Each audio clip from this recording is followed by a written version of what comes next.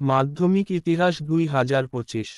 প্রশ্ন: সশস্ত্র বিপ্লবী আন্দোলনে বাংলার ছাত্র সমাজ কিরূপ ভূমিকা পালন করেছিল? বিংশ শতকের সূচনায় বাংলা তথা ভারতের বুকে সশস্ত্র বিপ্লববাদের ছাত্র সমাজের সক্রিয় ছিল সম্মুখ সারিতে।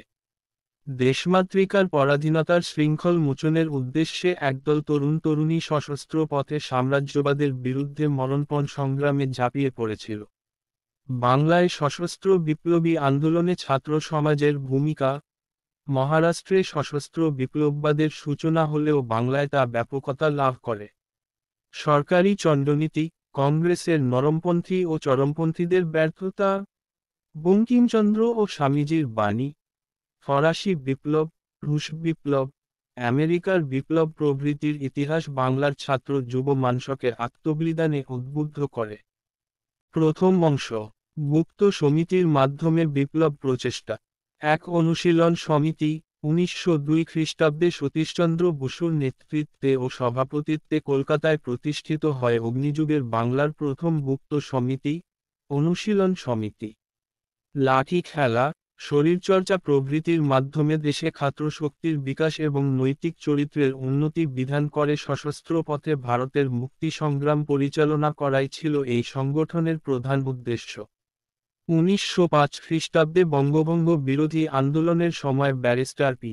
মিত্রের পৌরোহিত্যে অনুশীলন সমিতি অধিকতর সক্রিয় হয়ে ওঠে। 1906 খ্রিস্টাব্দে পুলিন বিহারী দাসের নেতৃত্বে আত্মপ্রকাশ করে ঢাকা অনুশীলন সমিতি। দুই যুগান্তর দল। বিপ্লবী বারীন্দ্র কুমার ঘোষের উদ্যোগে 1906 খ্রিস্টাব্দে কলকাতায় গড়ে ওঠে যুগান্তর দল। এই দলের উদ্যোগে স্বৈরাচারী ইংরেজ আমলাদের হত্যার পরিকল্পনা রচিত হয়। এই দলের দুই উল্লেখযোগ্য সদস্য, হেমচন্দ্র কানুনগো ও উল্লাসকর দত্ত কলকাতার মানিকতলা অঞ্চলের মুরারিপুকুরে বোমা তৈরির কারখানা গড়ে তোলেন। 3 বেঙ্গল ভলান্টিয়ার্স। বিপ্লবী হেমচন্দ্র ঘোষের উদ্যোগে 1912 খ্রিস্টাব্দ নাগাদ ঢাকায় গড়ে ওঠে বেঙ্গল ভলান্টিয়ার্স নামে এক বিপ্লবী যুবদল। 1928 খ্রিস্টাব্দে সুভাষচন্দ্র বসুর নেতৃত্বে কলকাতায় জাতীয় কংগ্রেসের অধিবেশনকে সুরক্ষিত রাখতে এই দল গুরুত্বপূর্ণ ভূমিকা নেয়। 1930 এর দশক পর্যন্ত বেঙ্গল ভলান্টিয়ার্সের সক্রিয়তা বজায় ছিল। 4 ইন্ডিয়ান রিপাবলিকান আর্মি। 1930 খ্রিস্টাব্দে বিপ্লবী সূর্য সেনের নেতৃত্বে চট্টগ্রামে গড়ে ওঠে এই গুপ্ত সমর বাহিনী। এই দলের উল্লেখযোগ্য সদস্য ছিলেন গণেশ ঘোষ, লোকনাথ বল, নির্মল সেন, প্রীতিলতা ওয়াদ্দেদার, কল্পনা দত্ত প্রমুখ দুঃসাহসী যুবক যুবতী। 1930 সালে চট্টগ্রামের সরকারি অস্ত্রাগার লুণ্ঠনের ঘটনায় এই দলের সক্রিয়তা ব্রিটিশ সরকারকে দুশ্চিন্তায় ফেলেছিল। দ্বিতীয় অংশ: সশস্ত্র বিপ্লববাদে ছাত্র সমাজের অংশগ্রহণের দৃষ্টান্ত। এক কিংসফোর্ডকে হত্যার প্রচেষ্টা। অত্যাচারী ম্যাজিস্ট্রেট কিংসফোর্ডকে হত্যার জন্য যুগান্তর দল এর দুই তরুণ সদস্য ক্ষুদিরাম বসু ও প্রফুল্ল চাকি মুজাফফরপুরে যান। কিন্তু তাদের বোমার আঘাতে ভুলক্রমে জনৈকা মিসেস কেনেডি ও তার শিশু কন্যা নিহত হন। ক্ষুদিরাম বসু ধরা পড়ে ও বিচারে তার ফাঁসি হয়। তরুণ বিপ্লবীর এই নির্ভীক আত্মত্যাগ বাংলার যুব সমাজকে অত্যাচারী বিদেশি শাসনের বিরুদ্ধে সংগ্রামে অনুপ্রাণিত করে। 2 লোম্যান হত্যা।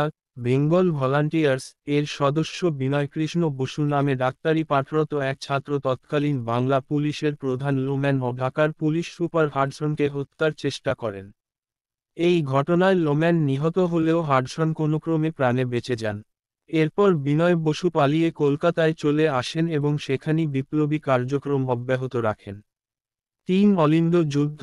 বেঙ্গল ভলান্টিয়ার্সের 3 তরুণ বিপ্লবী বিনয়কৃষ্ণ বসু, বাদল গুপ্ত ও দীনেশ গুপ্ত 1930 খ্রিস্টাব্দের 8ই ডিসেম্বর বাংলায় ব্রিটিশ শাসনের মূল কেন্দ্র রাইটার্স বিল্ডিং অভিযান করেন এবং কারা বিভাগের অধিকর্তা সিম্পসনকে হত্যা করেন।